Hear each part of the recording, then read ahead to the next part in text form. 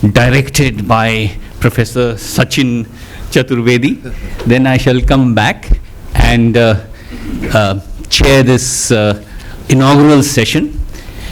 Warm welcome to all of you at the 6th IPSA Academic Forum.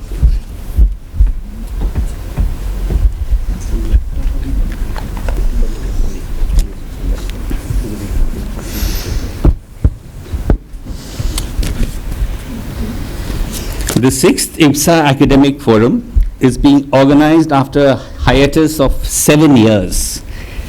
The last time it was held, I am told, was in 2012. And RIS needs to be complimented for getting our Brazilian and South African friends to join us here in Kochi. Governing Council member of RIS, Shishadri Chari, is here with us today, and I'd like to thank him very much for his participation. Ambassador Tirumurthy, the Indian BRICS and IPSA Sherpa, has been instrumental in getting the 3 countries to take a closer look at IPSA's working with a view towards finding a via media that takes it forward. He will be meeting with the Brazilian and South African Sherpas to see if we are able to make headway towards holding the 6th IPSA Leadership Summit at the soonest possible opportunity. The 15th anniversary of IPSA provides us with a good occasion to do this. A summit at the heads of state and government level will indeed make all the difference.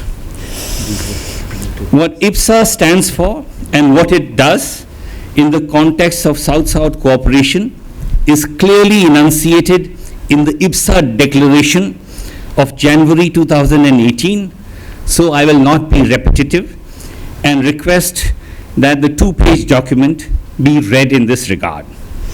I would only like to draw attention to 3 successful areas of IPSA cooperation so far. First, the 33 developmental projects under the IPSA fund with accumulated contributions of $37 million to impact 20 partner countries with over 60% utilization for the least developed countries. Second, the joint naval IPSAMAR maritime exercises, of which 6 editions have already taken place so far. And third, recent efforts to revive the IPSA Academic Forum through fellowships and research work that many of you are doing so well. Now, I'd just like to take the analogy of a Mercedes car to look at the IPSA effort so far. What we have is a 2003-2004 model Mercedes, which apparently hasn't been serviced regularly and hasn't been used very much either. So we have a car that looks a bit dated, but can still give you decent service if you give it an overhaul. The time has perhaps come for the joint owners of this car to decide whether they want to continue running the old car for some more time or replace it with a newer model. Of course, a new car will also require regular maintenance and upkeep, and if you want to get optimal service, you will have to do that.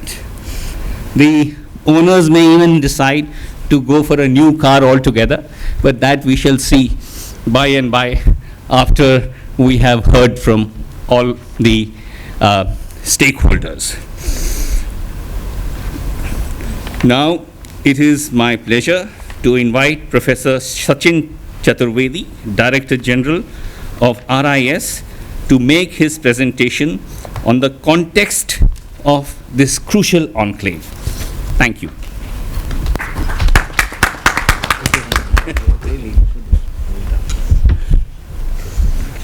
That's good. Good morning, friends. A warm welcome to our 6th IPSA Academic Forum.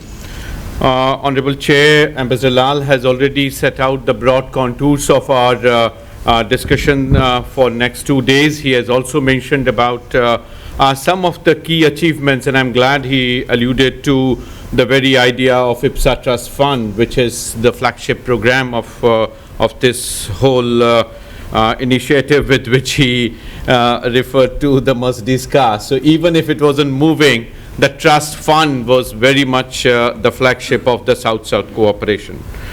Respected Governing Council member of RIS, Shri Sheshadri Chari, Sherpa, IPSA Sherpa, Shri Tirumurti ji, Ambassador Reddy, the Joint Secretary, Su Sherpa for India's IPSA process, my colleague, Professor Ahmed Baba, Jose, our friend from Brazil, and EPEA, with which RIS had long association with.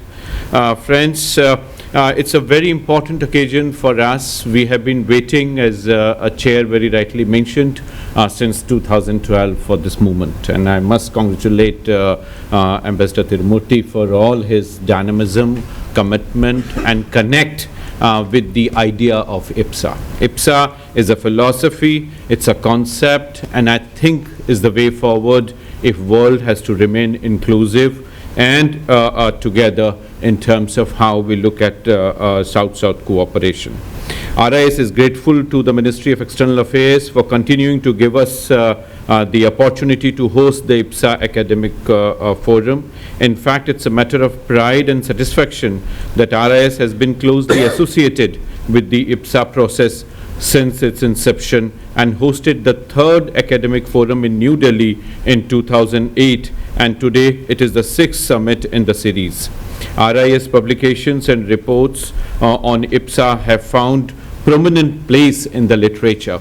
In your folders, we have kept the previous report, and I am now left with only one copy of the Trinity of the South, the report that we had published, and it had detailed discussions in terms of what sectors, what areas we can cooperate in.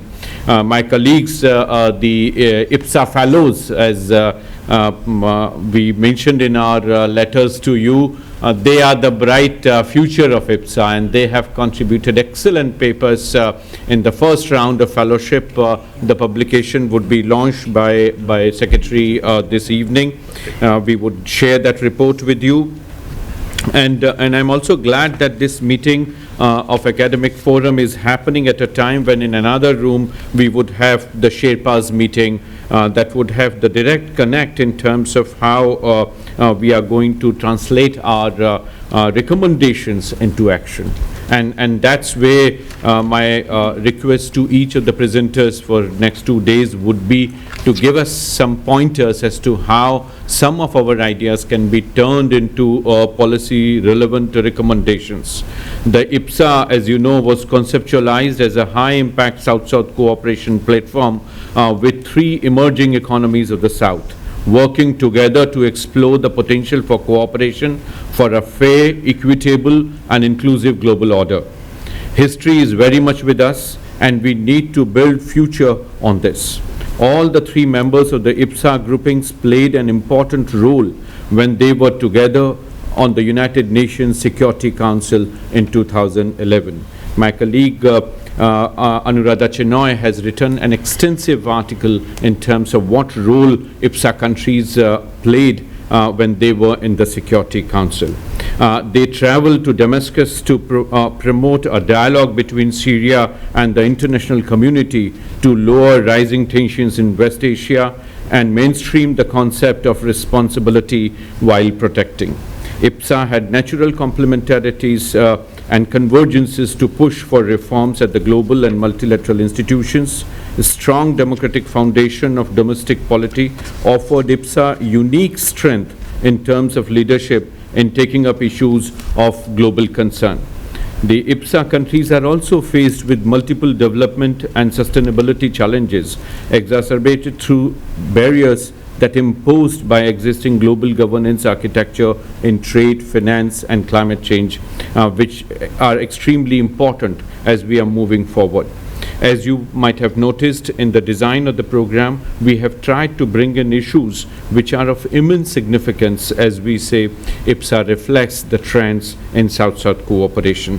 IPSA countries are large developing countries themselves with dynamic economic sectors. However, income inequality has emerged as one of the most significant economic challenge across these three countries. This calls for strong action in cushion that provides opportunity for economic growth and to avoid exclusions. And for that, it is absolutely important that IPSA countries play an important role in retaining multilateralism as part of the larger process that developing countries aspire to be part of.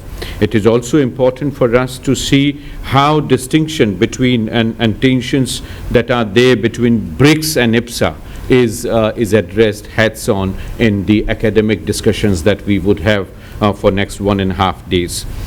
Friends, we all were there at the Buenos Aires Plan of Action BAPA plus 40 meeting in Buenos Aires. It has given several ideas, and how we are going to go forward is something that the group would have to talk about as we see the declaration before us.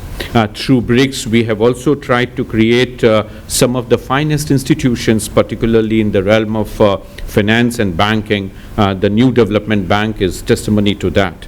How they continue to deliver on the ideas and aspirations of the South-South cooperation would be extremely important. IPSA also has to ensure favorable global norm setting for sustainable development to overcome barriers imposed by existing global governance architecture as we collectively implement the idea of sustainable development goals. Friends, the agenda is extremely heavy for us, and there are a lot of issues that in this small group we would have to address. As I said, there are specific themes that we have chosen for some of the sessions that we would be working on. But as you would appreciate, the Sherpas are keen to listen from us, and we would have to be relevant not only in terms of policy formulation process, but also would have to bring the rigor of our respective research, and that way this meeting is full with people of different disciplinary backgrounds, and their convergence is not easy. But we would have to achieve that, as most of us are of the similar approach when it comes to government cooperation and when it comes to academics to government cooperation. The sectors that are there are also important in terms of how we are going to go forward. In your folder, you would also find the IPSA fellowship program details. I would very much urge you to see the other capacity building programs that RIS has come up with for your attention and also for wider dissemination. Third and last is a small booklet that you would see in your folder, which we have taken the liberty to print, is the IPSA statement on South-South cooperation. At the whole of BAPA plus 40, several people in their speeches alluded to this stand-alone statement by IPSA. It is absolutely important for IPSA countries to articulate their views, ideas, not only on the global processes, but also the global challenges that we are facing here. Thank you, and once again, a very warm welcome to this meeting. Thank you.